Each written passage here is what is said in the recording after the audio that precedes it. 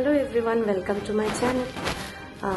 আজকে তোমাদের সাথে আমি একটা ছোট্ট রেমেডি শেয়ার করব, যেটা শিজু রিলেটেড। সো আমাকে অনেকেই হোয়াটসঅ্যাপে পিং করেছো যারা শিজু প্যারেন্ট, যে আমার শিজু অনেক ভমিটিং করছে, তো কিভাবে এটাকে মানে রিডিউস করব, বা কোনো হোম রেমেডিস থাকলে বলো। তো আমি একটা ছোট্ট রেমেডি তোমাদের সাথে শেয়ার করব।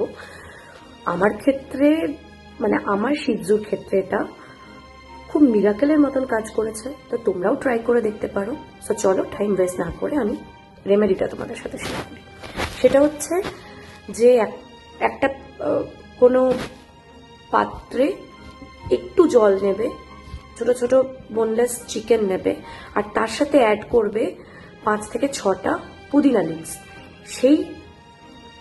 সেই pudina leaves, boneless chicken with water, এটাকে বয়েল করে নেবে, এবং বয়েল করার পর জলটাকে ফিল্টার করে অল্প অল্প করে তোমরা দিনে 2 থেকে 3 বার তোমাদের শিজুকে এটা দিতে পারো।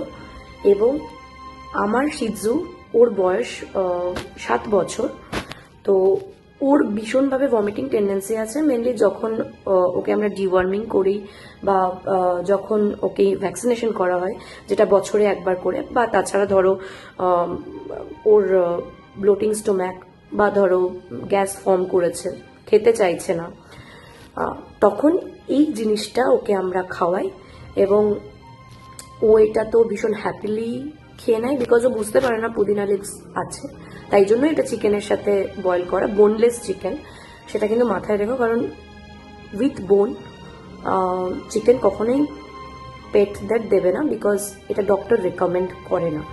সো বোনলেস চিকেনের সাথেই পুদিনা লিভস জলের সাথে যেটা ফোটানো হলো, এবং সেটা ফিল্টার করে তুমি যদি তোমার পেটকে দাও, এবং সে যদি খায়, তোমরা তারপরে দেখবে যে কিরকম ম্যাজিকের মতন ভমিটিংটা বন্ধ হয়ে গেছে।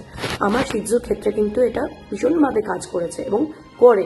আমি এটা ওকে দিই, মানে কন্টিনিউ করি যখন ওর ভমিটিং হয়, নট এভরিডে। তো তোমরা এটা কিন্তু জাস্ট ট্রাই করে দেখতে পারো, এটা ভীষণভাবে হেল্পফুল। আর একটা হোম রেমেডি, অ্যাটলিস্ট কোনো ক্ষতি নেই, it is not harmful, so you should try. Thank you so much.